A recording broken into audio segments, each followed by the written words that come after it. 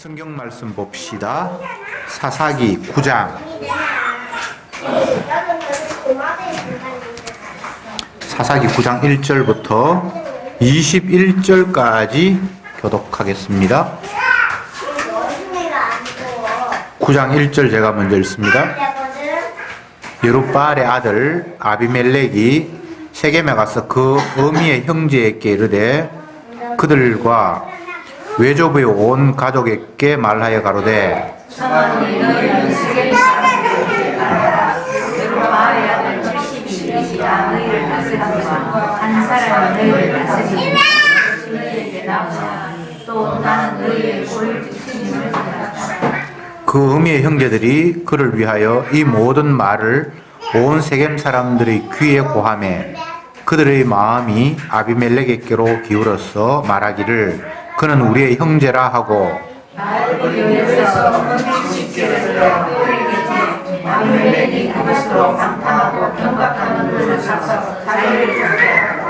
오브라에 있는 그 아비 집으로 가서 여룹바알의 아들 곧 자기 형제 70인을 한 반석 위에서 죽였으되 오직 여룹바알의 말째 아들 요담은 스스로 숨었으므로 남았으니라. 세겜 모든 사람과 밀로 모든 족속이 모여와서 세겜에 있는 이동상실라노에서 아비멜렉으로 삼으리라. 혹이 요담에게 그 일을 고하매 요담이 그리심 산 꼭대기로 가서 서서 소리를 높여 외쳐 그들에게 이르되 세겜 사람들아 나를 들으라. 그리하여야 하나님이 너희를 들으시리라. 하루는 사람들이 나가서 기름을 부어 왕을 삼으려 하여 감람나무에 이르되 감람나무가 그들에게 이르되 나의 기름은 하나님과 사람을 평화롭게 하나니 내가 어찌 그것을 버리고 가서 나무를 위에 요동하리요 한지라. 나무들이 또 무화과 나무가 그들에게 이르되 나의 단 것 나의 아름다운 과실을 내가 어찌 버리고 가서 나무들을 위에 요동하리요 한지라.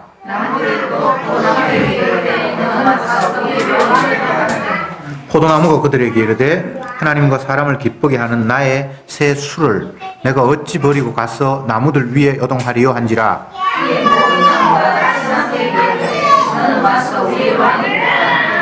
가시나무가 나무들에게 이르되 너희는 참으로 내게 기름을 부어 너희 왕을 삼겠거든 와서 내 그늘에 피하라. 그리하지 아니하면 불이 가시나무에서 나와서 레바논의 백향목을 사를 것이라 하느니라.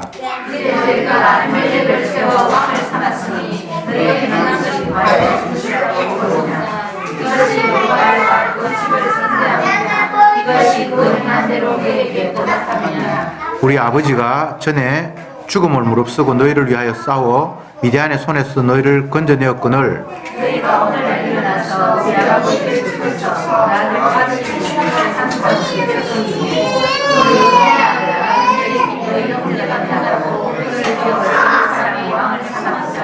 만일 너희가 오늘날 여룹바알과 그 집을 대접한 것이 진실과 의로움이면 너희가 아비멜렉을 인하여 즐길 것이요 아비멜렉도 너희를 인하여 즐기려니와.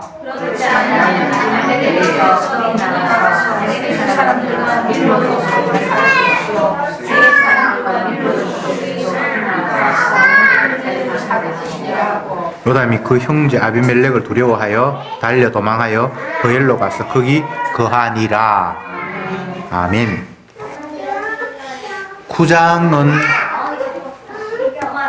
기드온이 이제 죽고 난 이후에 기드온의 첩이 낳은 아들이 문제를 일으키는 이야기들로 시작이 됩니다.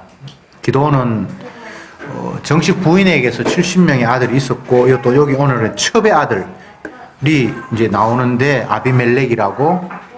이 아비멜렉이 자기 외갓집에 가서 선동을 합니다. 어떻게 선동을 했는가 하면 우리 아버지 여러분 다 알죠? 기드온 미디안을 물리치고 영웅이 되었던 그 아버지는 이제 죽었는데 우리 백성들이 다 우리 아버지와 그 아들들이 이스라엘을 다스려 달라고 그렇게 요청을 했는데 우리 아버지가 그걸 반대를 해서 아무도 그 일을 못했는데 이제 아버지가 돌아가셨습니다. 그러니까 여러분들 가운데 기도원의 70명의 아들이 다 다스린다면 나라가 혼란스러울 것 같으니까 그 가운데 여러분들의 피를 타고 난 내가 다스린다면 여러분들한테도 좋지 않겠습니까? 라고 선동을 했어요. 그러니까 세겜 사람들이 의논을 하더니만 그래 우리가 어차피 왕도 필요하고 또 이 사람은 기도원의 아들이니까 우리가 기도원이 왕이 되기를 원하고 그 아들이 왕이 되기를 원했으니까 다른 왕보다는 우리 혈통에 이 사람이 되면 좋지 않겠습니까? 해서 그들이 찬성을 하고 정치 자금을 모아줬어요. 여기는 은친시키라고 돼 있는데 어쨌든 뭐 우리 이야기하면 정치 자금을 모아줬어요. 그러니까 이 돈을 받아서 일단은 깡패 같은 너중이 떠중이 같은 그런 사람들을 돈 주고 사서 이제 자기 패거리로 아비멜렉이 이제 만든 거예요. 그러면서 첫 번째 한 일이 뭔고 하면 기드온의 본 자손에게서 태어난 아들을 한꺼번에 모아놓고 다 죽여버렸어요. 여러 아들이 있으면 너는 첩의 자식이니까 자격이 없다 뭐 이런 소리를 할 수 있을 것 아닙니까? 그래 70명이나 되는 사람들을 무슨 핑계를 댔는지 한 곳에 다 모아놓고 죽였는데 마침 한 아들 막내가 숨어서 이제 죽음에서 해방되었고 어쨌든 아비멜렉 입장에서는 형제들을 다 죽였으니까 한 명 정도 남았어요. 그거는 세력도 없고 힘이 없으니까 내가 이제 본격적으로 이스라엘의 왕이 되리라고 큰 소리 치면서 나갔는데 그 상황에서 이제 겨우 살아남은 이 아들이 자기 형이 그 지역 세겜에서 떠나서 다른 지역에서 사람을 모집했는지 할 그 동안에 그 지역에 찾아가서 호소를 합니다. 여러분 잘 들어보세요. 비유를 이야기합니다. 나무들이 모여서 부탁하기를 감람나무에게 당신이 우리의 지도자가 되고 왕이 되어 주십시오 라고 부탁을 하니까 감람나무가 나는 아름다운 기름을 짜서 백성들에게 주는 일을 맡았기 때문에 당신들의 왕이 되는 것보다는 아름다운 기름을 생산하겠습니다 라고 왕 되는 걸 거절했다. 또 두 번째 무화과 나무에게 찾아가서 다른 나무들이 당신이 우리의 왕이 되십시오 라고 부탁을 하니까 무화과가 나는 아름다운 열매를 맺어서 사람들에게 제공해야 되니까 이 귀한 일을 두고 나무들이 왕이 되는 건 나는 안 하겠다라고 했다. 근데 세 번째 또 포도나무에게 찾아가서 당신이 우리의 왕이 되어 주십시오라고 하니까 포도나무 역시 나는 아름다운 술을 만들어서 백성들에게 제공해야 되니까 이 귀한 일을 놔두고 여러분들의 지도자는 거 안 합니다 라고 했다. 근데 마지막에 가시나무에게 찾아가서 당신이 우리의 왕이 되어 주십시오라고 하니까 그가 너무 기뻐하면서 그래 내가 너희들의 왕이 될게 만약 나를 반대한다면 가시가 너희들을 찌를 것이다 이렇게 이야기했다 라고 세겜 사람들에게 이야기한 거예요. 이 이야기 무슨 말인지 다 알아듣겠죠, 그죠? 그들의 왕이 되겠다고 한 아비멜렉은 가시나무와 같은 정식 부인에게서 온 혈통도 아니고 첩의 자식으로 우연히 난 아들인데 지가 백성들의 왕이 되겠다고 하니까 이 진짜 적통의 아들, 자기 혼자 살아남은 아들이 이 이야기를 세겜 사람에게 가서 했단 말입니다. 당신들 정신 차리라. 그가 너희들을 편안하게 잘 해줄 거라고 생각하지만 가시가 오히려 너희들을 찌를 일이 앞으로 있을 것이다 라는 식으로 경고하면서 하고는 빨리 그 지역을 이제 벗어나 버린 거예요. 그 지역은 어쨌든 그 첩의 아들의 동네니까 그 고향 외갓집이니까 도망을 갔다. 이런 이야기가 오늘 저와 여러분들 읽은 내용입니다. 이게 이스라엘의 실상이에요. 기드온이 살아있을 동안에는 하나님께서 그들을 지키셔서 그 나라가 멸망하지 않게끔 보살펴 주셨는데 기드온이 죽자 말자 기드온의 자식 가운데 한 엉뚱한 놈이 지가 왕이 되겠다고 설치고 다른 형제를 막 죽이고 백성들은 그런 가운데도 그래도 기드온의 핏줄이니까 왕이 되면 우리나라가 좀 낫지 않을까 싶어서 그게 부안회동에서 동조하고 이런 분위기가 지금 현재 이스라엘의 실상이라는 거예요. 참 이걸 보면 가슴 아픈 일이에요. 이스라엘에게는 언약이 중심이 돼야 되는데 이들에게는 하나님의 말씀, 약속이라는 게 아예 그들의 생각 가운데도 없어요. 기드온이 미디안을 이기고 돌아왔을 때에 온 백성들이 요구했던 그 요구사항, 앞으로 당신은 우리의 왕이 되십시오. 당신의 자녀들도 대대로 우리에게 왕이 되기를 원합니다라는 이 마음이 기도원이 있을 때는 워낙 반대를 하니까 안 됐는데, 이제 기도원이 죽고 난 이후부터 백성들의 마음도 있었지만 그 가운데 첩의 아들이 기도원의 혈육이 똑같이 그 백성들과 함께 그 일에 앞장섰다라는 이 자체가 얼마나 비언약적인, 반언약적인 모습입니까? 이스라엘은 원래 언약 때문에 생긴 나라예요. 언약이라는 것이 무엇인가 하면 아브라함이라는 한 인물을 하나님이 찾아가셔서 부릅니다. 갈대아 우르 지역에 살고 있는데 아브라함아, 내가 지시할 땅으로 가라. 거기부터 언약이 시작이 되는 거예요. 물론 그 전에도 아브라함 이전에도 뭐 언약이 있었지만 이스라엘이라는 나라를 볼 때에 이스라엘은 아브라함이라는 한 인물로부터 이스라엘이 출발을 하잖아, 그죠? 하나님이 아브라함에게 언약을 주시기를 내가 지시할 땅으로 가라. 그러면 그곳에서 네 자손이 하늘의 별처럼 바다의 모래처럼 번성할 것이다 라고 약속한 것이 이스라엘의 출발이에요. 그러면 아브라함은, 그리고 이스라엘 백성들은 하나님의 약속이 무엇인가를 생각을 하면서 평생을 살아야 되거든요. 근데 하나님께서 아브라함이 약속을 주셔서 가나안 땅으로 갔는데 가자마자 자손이 하늘의 별처럼 바다의 모래처럼 번성한 게 아니에요. 그리고 이 땅을 너와 내가 후손에게 주겠다고 했는데 초반에는 그 땅이 자기 땅이 아니었어요. 성경에 보면 우물 파놓으면 왜 네가 남의 동네에 와서 우물을 파 하면서 빼앗아 버렸고 계속해서 이동해 다녔다라고 초반에 아브라함의 시절을 그렇게 성경에 기록하고 있거든요. 그런데 그들이 흉년을 만나서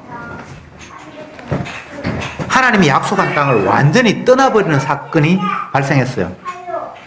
그래서 더 이상 아브라함의 후손이 가나안 땅에 살지 않았어요. 처음에는 요셉 한 사람이 팔려갔는데 나중에 흉년이 만나서 본격적으로 어려움이 있으니까 몽땅 다 애굽 땅으로 가버렸잖아요. 그리고 430년이 지난 후에 아브라함의 후손 몇몇이, 그때 처음에 애굽으로 갈 때는 70명 정도가 갔어요. 아브라함 후손 전체가. 70명은 나라도 아니에요. 그냥 한 가족이죠, 그죠?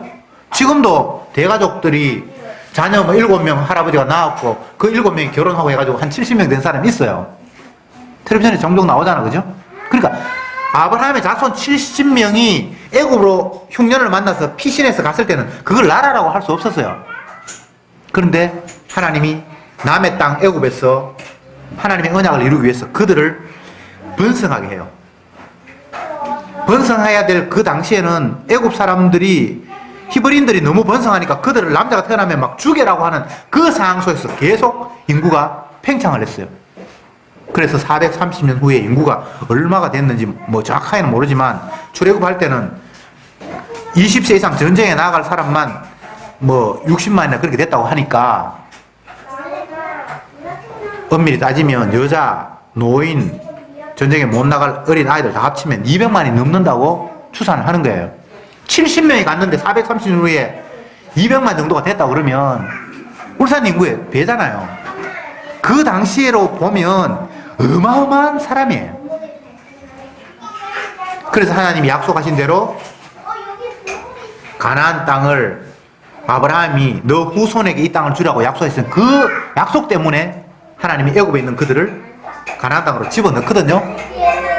집어넣으면서 하나님께서 계속해서 모세에게 지시한 내용이 이 땅은 아브라함 너희 조상과 내가 하나님께서 약속하신 땅이다.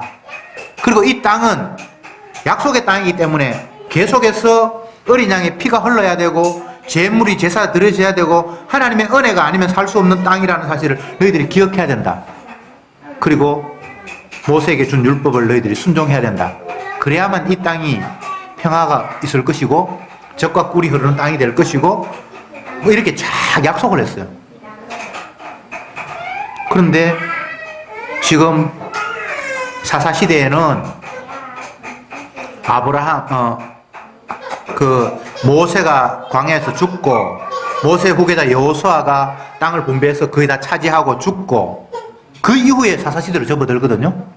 많은 시간이 흐르지 않았습니다. 언약 없어요.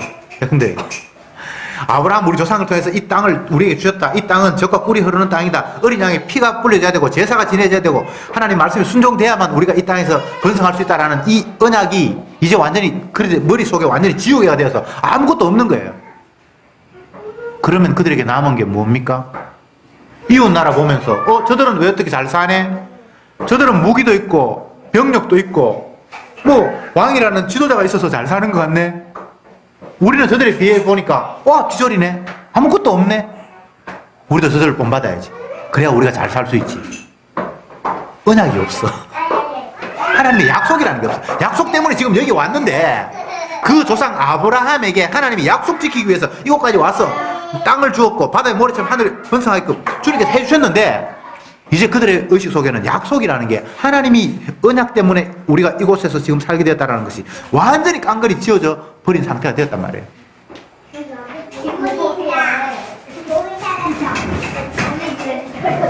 언약이라는 것이 없으면 비언약이라고 합시다. 이게 우상이고요. 이 우상이 인간들이 생각하는 신이에요. 하나님의 약속이 없으면 그 우상이에요. 무엇이 됐건. 그리고 그 우상이 인간이 생각하는 신이에요. 그게 하나님이에요.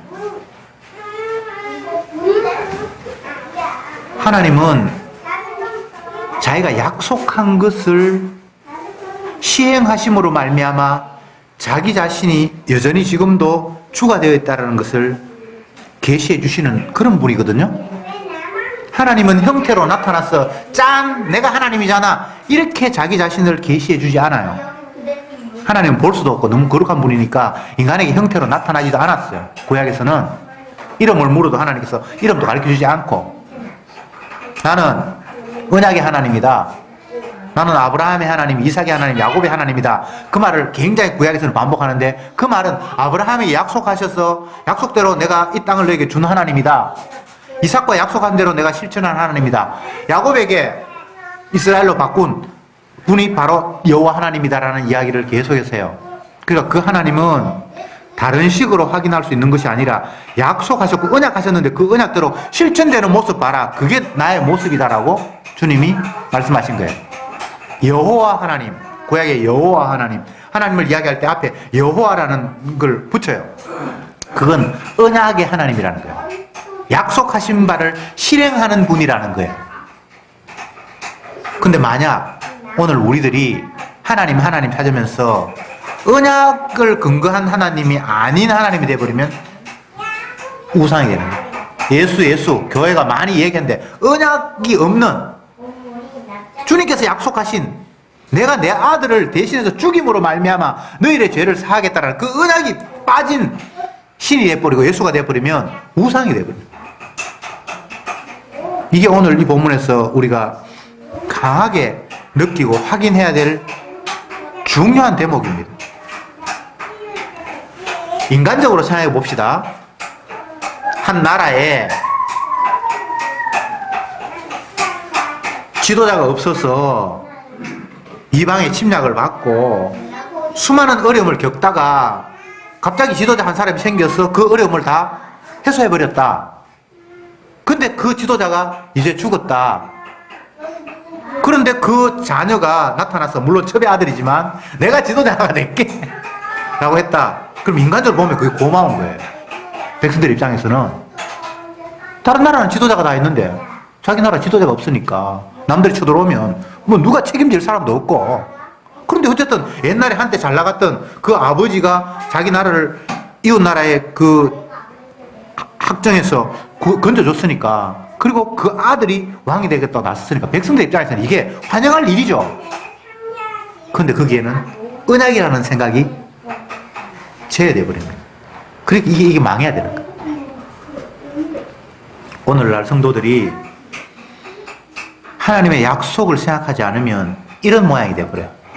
인간의 형편으로 보니까 인간적인 관점에서 이스라엘 백성들이 왕을 요구했고 그 왕의 자리에 한때 잘 나갔던 기드온의 아들이 왕이 되겠다는 건 뭐 전혀 문제가 없어요. 이거 굉장히 괜찮은 거예요. 멋진 프로젝트예요. 희망이 있는 거예요. 근데 중요한 것은 그게 하나님의 약속이 아니라. 여러분, 사도 바울이 옛날 예수님을 깨닫지 못할 때는 자기 나름대로의 신관을 가지고 백성들을 계도하고 지도하는 리더였잖아요. 사울이 바리새인 중에 바리새인이고 뭐 공회원 중에 한 사람이었고 굉장한 사람이었잖아요. 그런데 그가 자기가 알고 있는 상식으로 하나님을 믿었는데 그게 알고 보니까 우상이에요. 진짜 하나님의 아들이 이 땅에 왔는데 그를 잡아 죽이려고 했으니까. 그래서 인간적인 관점에서 아무리 신을 연구하고 해도 그건 우상이에요. 언약이 없어. 그래서 주님께서 찾아오셔서 일깨우셨잖아요. 너는 그동안 율법을 가지고 하나님을 섬겼다고 했는데 그 하나님은 우상이었다. 내가 진짜 하나님 보낸 진짜 하나님이다 라고 그에게 나타나 깨닫게 해주니까 그때 완전히 이제 사울이 뒤집어졌죠. 바울이 됐죠. 그 이후에 사도 바울의 태도를 보면 예수님 그리고 그분이 십자가에 피 흘려 돌아가셨습니다. 그 소리 말고 다른 소리를 한 적이 없어요. 계속 그 이야기만 하는 거예요. 왜냐하면 그게 하나님의 약속이니까. 그 약속 빠지면 열심, 지식, 노력 다 그건 우상이 돼버려요. 자기도 한 열심히 했어요. 나는 바리새인 중에 바리새인이고. 그 말이 무슨 말입니까? 진짜 죽도록 열심히 했다는 거예요. 바리새인은 일에 2번 금식하고요. 또 하루에 3번 기도하고요. 11조하고 구제하고 정말 열심히 했어요. 근데 사도 바울은 그런 바리새인들 중에 또 바리새인이라고 했으면 얼마나 열심히 살았겠습니까? 근데 살면 뭐예요? 그게 하나님을 찌르는 가시 역할을 했는데 여기 오늘 아비멜렉이 가시가 됐다고 그러는데 인간의 열심이라는 언약이 빠진 열심은 가시가 돼요. 주님을 모독하는 일이 돼버려요. 그리고 그 다음부터 사도 바울은 뭐 열심히 했다라기보다는 성령에 이끌려서 예수님의 십자가의 피 흘리심이 우리에게 유일한 희망입니다라는 그 소리를 하면서 평생을 살았어요. 사람들이 이야기하죠. 이제 예수 믿었으니까 당신 말대로 하면 더 이상 할 게 없겠네요. 우리 할 게 없어요. 근데 성령께서 우리를 일을 시키죠. 십자가 전하라고. 내가 할 일은 없어요. 내가 해서 뭐가 되는 것도 아무것도 없어요. 그러나 주가 끌고 다니시죠. 베드로의 고백처럼 네가 원치 아니하는 곳으로 띠뛰고 가리라는 그 삶이 있죠. 우리는 할 일이 없어요. 주가 끌고 가시죠. 그럼 우리는 끌려가면 되는 거예요. 내가 할 일이 없어요. 자꾸 그럼 아무것도 안 하면 뭐 되겠네 하는 여전히 내가 하면 하고 안 하면 안 된다는 생각이 그 사람에는 깔려 있는 거예요. 성령이 강권적으로 자기 백성을 이끌어간다는 생각이 아예 없는 거예요. 그렇잖아요. 아무 할 일이 없습니다. 이미 주께서 하셨습니다라고 이렇게 이야기를 하면 그러면 네 아무것도 안 해도 되겠네. 아무것도 안 해도 되죠. 왜? 주가 붙들고 일하시니까. 근데 그 사람들은 주가 붙들고 일하신다는 생각을 못 믿는 거예요. 내가 해야만 뭔가 일이 된다고 생각해요. 그러니까 아무것도 하지 말라는 말이 너무 불안한 거예요. 아무것도 안 하면 그럼 뭐 아무것도 안 된다고 생각해요. 주님이 살아계시는데 그걸 지금 안 믿는다라는 이야기를 스스로 아무것도 안 하면 그러면 뭐가 되겠노라고 이야기하는 이야기 속에 나는 주님 살아계신다는 말은 안 믿고 내가 하면 한 만큼 뭐가 일이 되고 안 하면 뭐 아무것도 안 되지 뭐 이런 생각을 자기도 모르게 툭툭 지금 던지고 있는 거예요. 무슨 말인지 이해가 되죠? 아무것도 안 하면 안 되겠네. 네가 뭐 전도도 안 하는데 뭐 교육 어떻게 부흥하겠노? 성령이 나옵니까? 하나님이 지금 주무십니까? 지가 해야 된다는 거예요. 지가 해야 된다는 거예요. 그 열심히 해라. 그러고 지옥 가라. 그렇게 말할 수밖에 없는 거예요. 성도를 주님이 놀리시는 분이 아니에요. 네가 원치 않는 걸 띠띠고 가리라는 말이 베드로에게만 국한해서 하는 이야기가 아니에요. 성령이 너희에게 임하시면 땅끝까지 이르러 내 증인이 되리라. 주님께서 되게 하시겠다는 거예요. 어떻게 굴리든지. 그래서 성도를 주님이 편안하게 가만 내버려 두는 분이 아닙니다. 그런 걱정하지 마세요.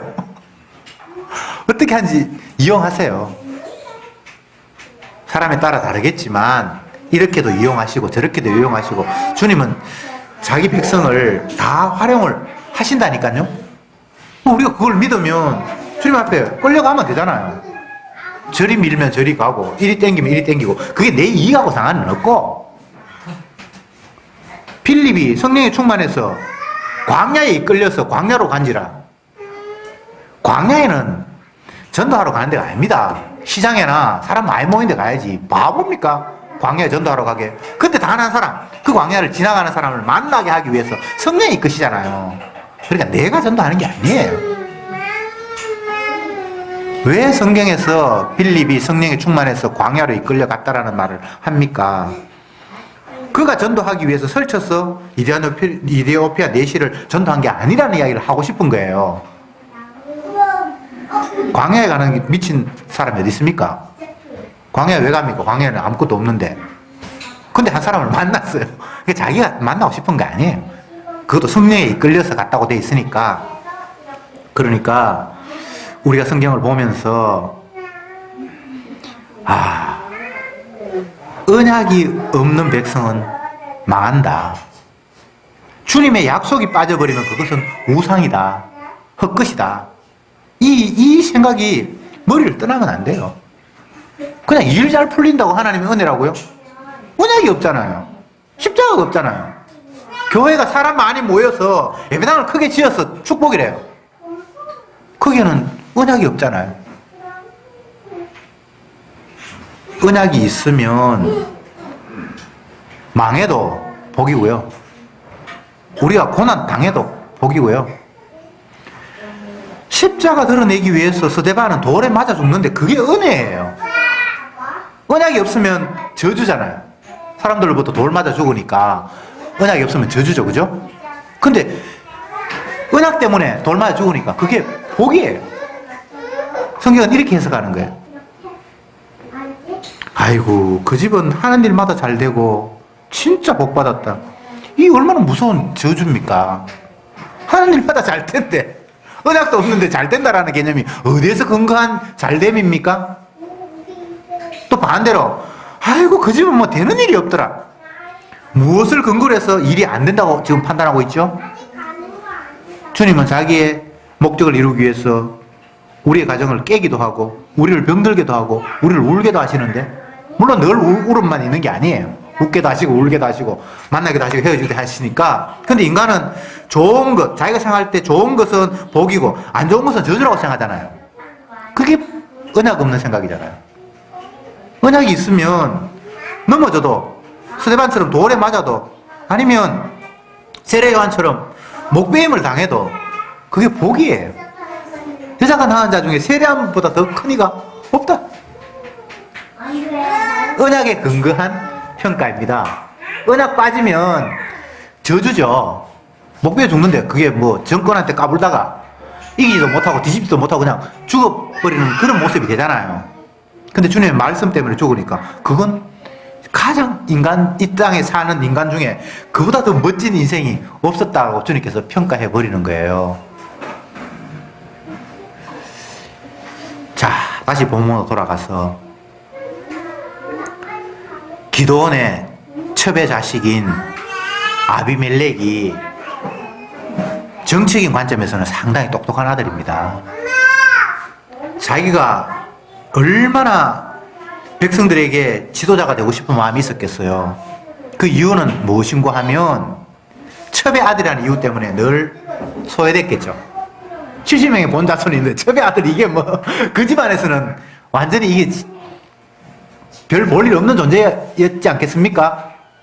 그런데 아버지는 대단한 사람이고 백성들은 그 아버지와 그 아들이 왕이 됐으면 하고 바라고 있고 근데 아버지는 죽었어요.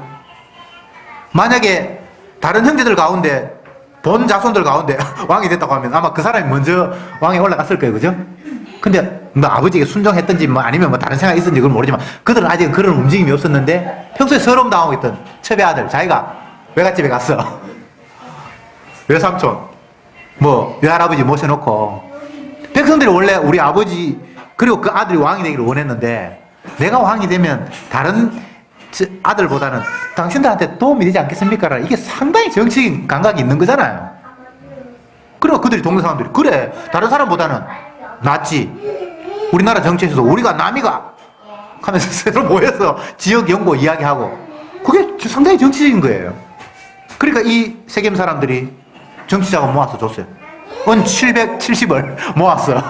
그래 이거 자금해가 네 왕대라고 했어요. 그러니까 또 거지 비류들 깡패들 주먹 좀 쓴 놈들 모아가지고 자기 편으로 만들었어. 이거 인간적으로 보면 상당히 지혜로운 겁니다.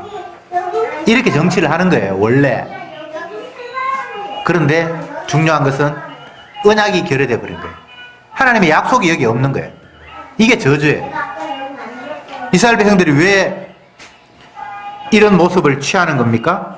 언약이 없으니까.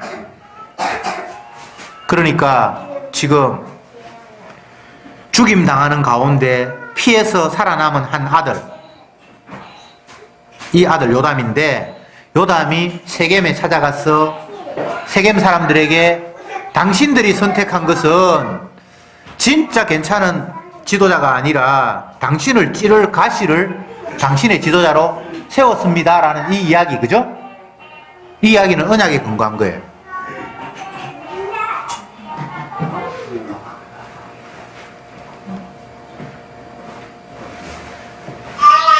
우리가 세상을 살면서 늘 마귀의 유혹을 받으면서 언약 아닌 다른 것이 기준이 되어서 선택하고 판단하고 울고 웃는 일이 하루에 대다수예요. 저 이스라엘 백성들처럼. 이걸 오늘 본문이 다시 우리에게 일깨워주고 있는 거예요. 도대체 무엇을 근거로 해서 너는 왕이 되어야 하며 너희들은 무엇을 근거로 해서 그 사람을 지금 왕으로 세웠니? 라고 오늘 본문이 우리에게 묻고 있는 거예요. 이유 있죠? 자기들 입장에서는. 다른 나라 다 왕이 있는데 우리나라 왕 없으니까 왕 세워야죠. 그리고 다른 사람보다는 우리를 어려움에서 건졌던 그 아버지의 혈통이 왕이 된다면 뭐 그 사람 지도자 될 만한 자격이 있잖아요. 충분히 인간적 입장에서는 이유가 있어요. 근데 주님 입장에서는 그게 언약이니? 언약은 아니죠. 언약 아니면 아닌데, 너희들은 언약 백성인데 언약 때문에 너희들이 이곳에 왔고 너희들은 언약 때문에 이스라엘이라는 이름을 받았는데 너희들은 언약 때문에 내가 율법을 너희에게 줬는데 너희들의 언약 때문에 내가 성전을 성소를 너희들과 함께 있게 했는데 백성들은 아무 할 말이 없는 거예요. 우리 언약 별로 관심 없습니다. 이 나라처럼 그냥 먹을 것 넉넉하고 왕이 있어서 외부의 침략을 막아주고 편안하게 그냥 살면 되지요 뭐. 이렇게 나온 거예요. 언약이 없으면 이스라엘이 아닙니다. 하나님은 언약의 하나님입니다. 언약 때문에 이스라엘을 만드셨어요. 자기 약속을 보여주기 위해서. 이 세상은 언약으로 구성되어서 움직여갑니다.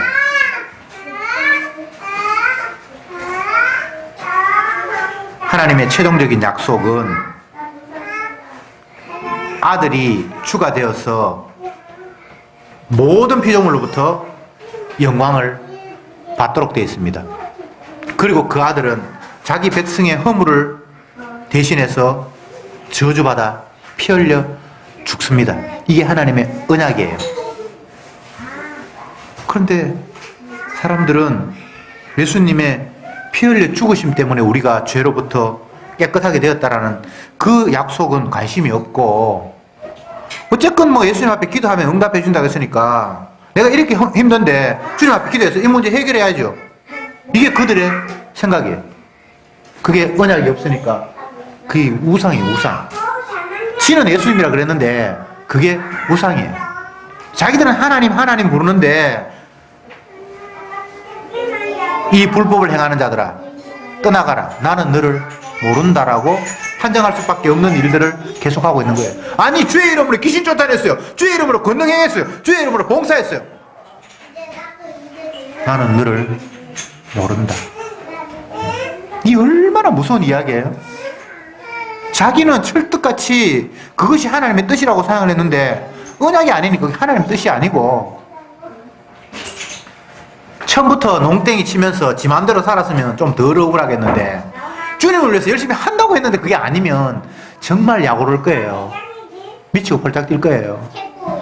아나니아 삽비라처럼 재산의 반을 냈는데 죽임 당하면 진짜 억울할 거예요. 한 편도 안 냈는데 죽임 당하면 조금 덜 억울할지 모르겠는데 물론 뭐 결과는 똑같습니다.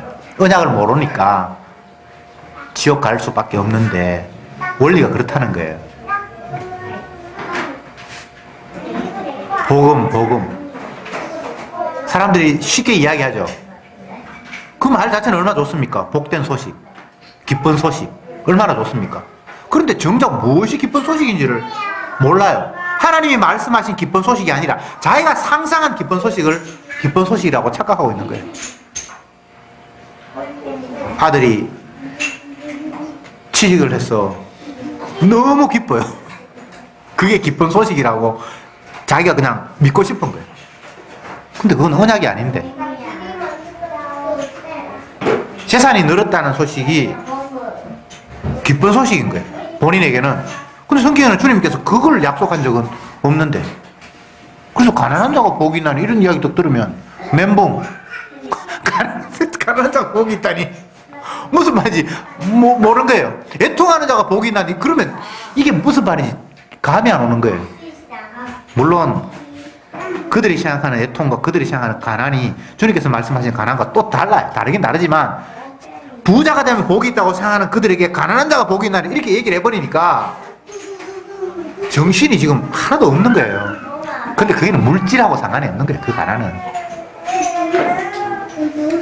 우는 자가 복이 있나니 그들은 하하하 호호호 웃으면 복이 와요. 그렇게 생각하고 있는데 주님이 반대로 이야기하니까 그게 그냥 정신이 희한한 거예요. 근데 거기서 울음이라는 것이 우리가 생각하는 웃음의 반대 그런 개념하고 또 달라요. 어쨌든 네가 생각하는 것은 전혀 복이 아니고 저주다라는 것을 역으로 공격하고 있는 거예요. 그러면 무엇이 복인가 무엇이 저주인가 웃고 울고 거기에 기준이 있는 것이 아니라 언약이 기준이에요. 언약 때문에 웃을 수도 있고 언약 때문에 울 수도 있잖아요. 그러면 웃어도 복이고 울어도 복이에요. 웃는 게 좋고 우는 게 나쁘다고 생각하는 것은 언약 기준이 아니잖아요. 재산이 늘어나고 재산이 줄어들고 그걸 가지고 복이다라고 얘기를 해버리면 언약이 그게 없잖아요. 언약이 개입되면 언약 때문에 재산이 소멸할 수도 있고 언약 때문에 재산이 늘 수도 있는데 그것은 늘었다 줄었다가 아니라 언약이라는 근거 때문에 그것은 다 은총인 거예요. 그래서 성도는 24시간 복이에요. 이래도 복, 저래도 복, 넘어져도 복, 뒤로 넘어져도 어떤 사람은 뒤로 넘어져도 코가 깨진다라고 재수없는 이야기 한다 그러는데 성도는 이래 넘어지나 저래 엎어지나 다 언약 안에서 용서의 피가 그를 덮고 있기 때문에 그냥 감사한 거예요. 뭣도 모르고 했는데 결과적으로 보니까 그게 주님께서 자기의 의를 드러내기 위해서 내 죄를 까발리는 일이었어요. 사람들로부터는 부끄럽고 창피하지만 결국은 그게 내 죄를 깨닫게 하셔서 주님의 십자가가 아니면 안 된다는 쪽으로 몰고 갔기 때문에 그게 결과적으로 은혜가 되고.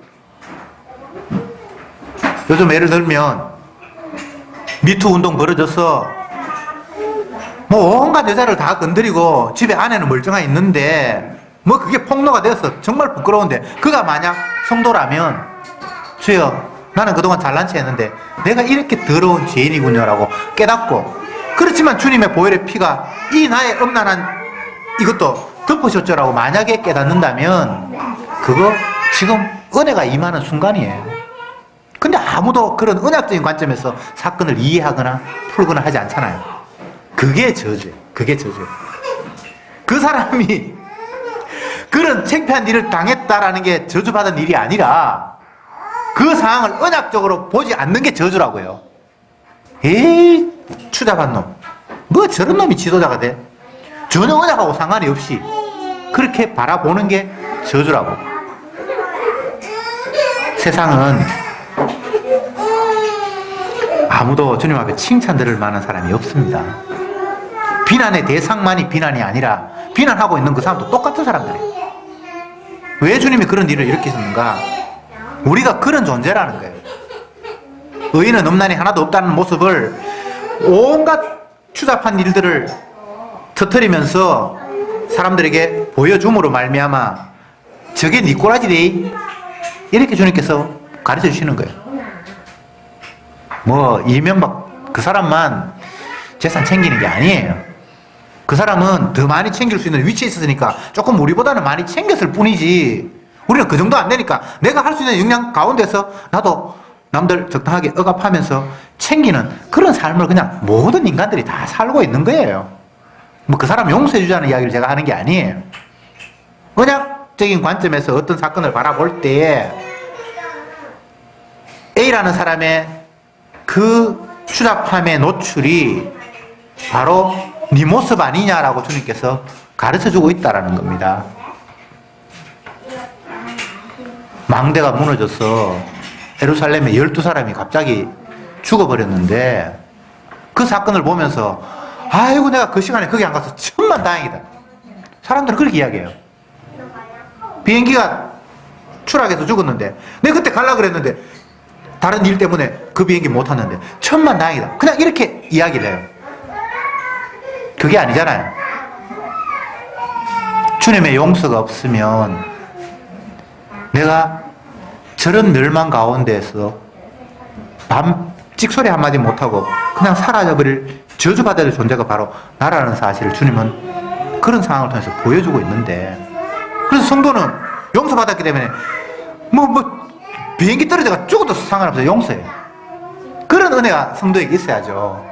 아이고 내가 그거 안 타가 다행이다. 우리 남편 졸지에 호레 만들 뻔했는데 성도라는 사람이 그런 이야기를 그냥 대연하게 하고 있는 거예요. 언약도 없이. 그렇잖아요. 그게 과연 다행인 일입니까? 그렇게 되면 안 되잖아요. 주님의 용서가 없었다면 저게 나의 지옥으로 가는 마지막이었겠구나. 이미 주님께서 나를 용서하셨기 때문에 이제는 내가 어떤 상태에 주님이 나를 지금 당장 데려가셔도 나는 이미 주님의 날개 그늘 안에 안착하고 있지. 그런 생각을 성도는 하는 거죠. 제가 언약 계속해서 이야기를 했는데, 언약이라는 게 평소에 우리에게는 눈에 보이는 것도 아니고 나에게 이익을 주거나 내 몸을 편하게 하는 그런 요소가 아니기 때문에 관심에서 0.1%도 없는 게 사실은 언약이에요. 육을 가진 인간, 에덴 동산으로부터 추방된 인간은 물질이 제일 중요해요. 물질이. 그게 우리를 육을 계속해서 조금이라도 지탱시킬 수 있기 때문이죠. 다오 한다. 성경에 그런 표현이 있어요. 그게 계속해서 내 물질이 필요합니다. 주세요. 육은 그래요. 에너지를 공급받아야지 계속해서 유지가 되니까. 근데 그건 다 그림자잖아요. 사람이 떡으로 사는 것이 아니라 하나님의 약속의 말씀으로 영원히 산다라고 약속하셨잖아요. 근데 비교하기 위해서 물질 가운데 우리를 놓으신 거예요. 비교를 위해서. 떡으로 사는 게 아니라는 걸 보여주기 위해서 광야 40년 동안 하늘에서 맨날 만나를 그들에게 먹이신 거예요. 떡으로 사는 게 아니라는 걸 보여주기 위해서 보리떡 5개, 물고기 2마리로 5,000명을 먹인 거예요. 그걸로 사는 게 아니대. 그러면 사람들이 그거 이해 못하죠. 그거 사는 걸 알면 그거 주지 말아야지 이렇게 얘기하는데, 그걸 줘놓고 이거는 잠시 사는 거지 이거는 영생 얻는 거 아니대. 그래서 사람들이 밥을 먹으면서 음식을 먹으면서 주님 이 양식이 나를 영생 주는 거 아닌 줄 믿습니다. 주님의 약속의 말씀이 나에게 영생을 주시지요. 감사 기도할 때 음식 먹고 그렇게 기도하는 사람이 없어. 그냥 고마운 거예요. 왜? 내가 원래 물질을 원했는데 하나님 물질을 주셨으니까. 그건 언약이 제외됐잖아요. 그게 우상 숭배잖아요. 이제 말씀을 마치겠습니다. 사람들은 언약이 빠졌을 때 어떤 모습일까를 오늘 사사기 9장 앞부분에는 적나라하게 보여줬습니다. 그리고 언약을 모르는 사람들이 이 본문을 보면 아무 문제가 이거 없어. 왜 이걸 탓해야 되는지 이유를 못 찾아요. 그렇잖아요. 백성들도 지도자를 원하고, 내가 지도자 되겠다 그러고, 그래, 네가 지도자 되라. 아무 문제가 없어요. 우리 지금 이제 지방자치단체 선거가 곧 온다 그러는데, 우리는 훌륭한 지도자가 울산시장이 되고, 구청장이 되고, 그렇게 해서 더 살기 좋은 우리 동네로 만들기를 희망하고 있는데, 괜찮은 사람, 똑똑한 사람이 나와서 내가 한번 해볼게요 그러면, 그래, 네가 해. 뭐 여기는 아무 문제가 없어요. 지금 그 이야기를 성경에 사사기 9장에 기록해놨는데 하나님께 이게 지금 심각하다는 거예요. 왜? 하나님의 약속이 없어.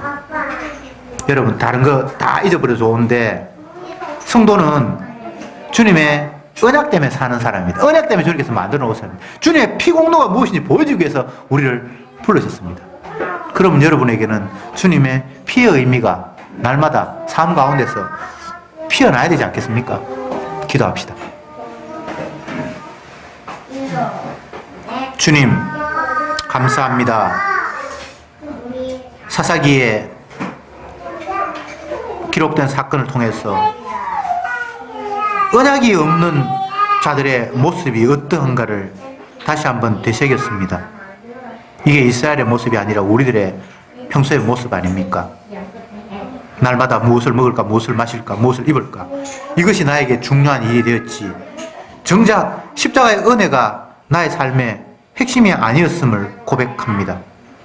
주여, 피가 없으면 사함이 없는데, 죄인인 나에게 사함이 없다면 그 무엇이 다 있다 할지라도 용서가 없는 것은 저주라는 사실을 다시 한번 확인해 싸우니, 죄인인 우리에게 피의 용서가 전부라는 사실을 다시 한번 깨달으면서 그 은혜만 바라보는 저들이 되게 하옵소서. 예수님의 이름으로 기도드립니다. 아멘.